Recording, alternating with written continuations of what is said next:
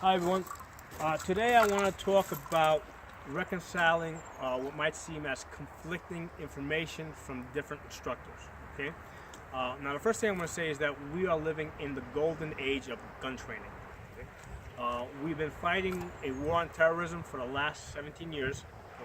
Okay? And that war has primarily been fought by special forces. Okay? So over the last 17 years, we've generated about 20 million veterans. I don't know if that number is exact, but I'd say I'd say that's a good guess. Okay, so we've got all these veterans out there that are now civilians that are basically bringing all this information back to us, right? And all these training techniques. Okay. Now, I've had a lot of veterans in my classes. A lot of times they'll come to me because, for example, they want to get a Florida carry permit, and they need to show that they've taken a safety course. So I'll give them one of my safety courses, and in return, they'll spend a day with me, going through different drills. Okay, so I spend a day, doing the safety course with them. Then they come back, they do a day, and we do different military drills. Okay, so we got this information that's going back and forth. Instructors will typically take classes with other instructors. Okay. So we got information going back and forth between instructors. We have information going back and forth between instructors and their students. Okay, so we got all this information out there, and a lot of these guys, they come from different units. Okay, now a unit basically works in a similar manner. They have to be able to coordinate. They have similar commands. They have similar ways of moving, of engaging targets, of disengaging from their targets. Okay, so from one unit to another unit, there might be some differences. Okay, so I think that's one of the places where you're going to see some differences. Now, when you go from military to law enforcement, again, you're going to see some differences because it doesn't matter whether they're SWAT or maybe they're local police. Each unit essentially is it has their own way of communicating, of moving, of engaging, disengaging. So that's where you're going to see a lot of these differences. Okay, now, most of these techniques will work. Okay, they may not work every time, every place, and that's one of the places where basically you have to take this information that you get, get it out there and practice with it. Okay, now I'm going to give you an example.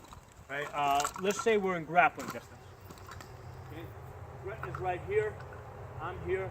How do I engage this threat? Okay, well, there's three ways I can think of. Okay, one is to pull the gun up, engage right here. Okay, the other way would be to step back and engage from there. Okay, the third way, backpedal. Okay, so we got three different ways of dealing with this. Which one is right? Well, for me, I like backpedaling. Okay, I have a background in fencing and sword fighting.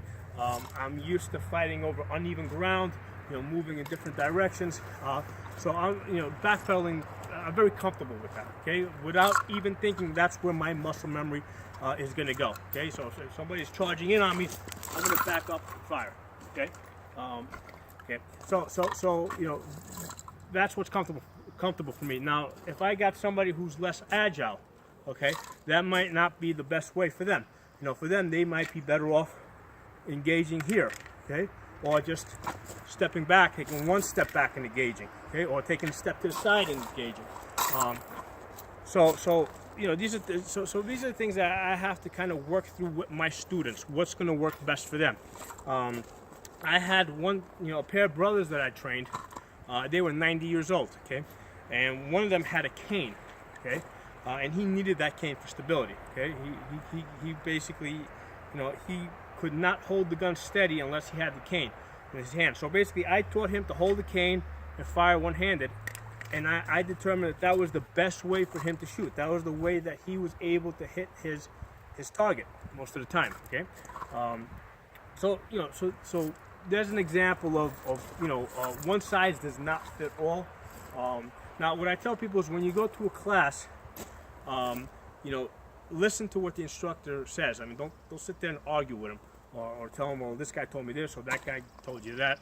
I mean, yes, if you go to 10 different classes, you're going to see 10 different variations, at least somewhere, okay?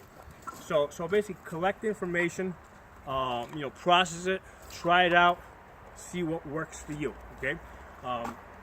Now, one of the things that I have to consider when working with people is that, unlike military and police, most people in a civilian setting, they're going to be working alone. Okay.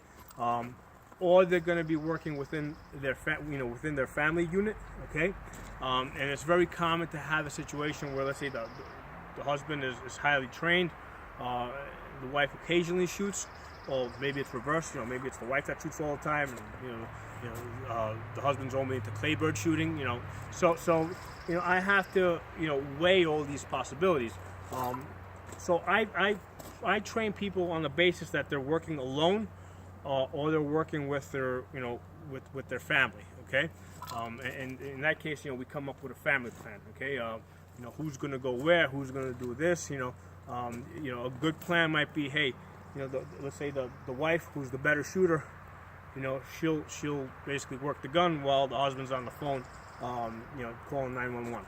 Okay, so these are different possibilities. Okay, so I just wanted to talk about that and make people understand that. That yes, you're going to get a lot of conflicting information, and it's natural because there's just so much information out there. Okay, because it's coming from all these different sources. And the best way for you to figure out what works for you is to basically get out to a place and test it out, try it. And basically, a lot of this information, it might work for you, or it may not work for you. It may not work for you now, but it may work for you 2 or 3 years down the road. Okay, so at some point down the road, you might be at a different level. Okay, so don't forget about things that don't seem to work for you right now. Or there's a third possibility. The third possibility is that you might run into somebody else, and even though you were never able to get that particular technique to work for you, it might work great for them. So what you can do is you can pass that information along to the other person. Okay, so some ideas for you to think about with regards to all this information that you're collecting, and that's what I want people to do. Is I want them to keep getting instruction from lots of different people, and just keep processing it, trying it out. And figuring out what works best for them, and try to get more people involved, because ultimately that's what we need to do. In order for us to keep the Second Amendment alive, we need to keep growing our ranks. Okay, some of the techniques, the advanced techniques, let's say like the backpedaling, I might be able to do it, but maybe somebody else may not. So you have to have other options for them. Like I said, keep trying to recruit and bring people in, because ultimately that's what's going to protect the Second Amendment. Thanks for watching.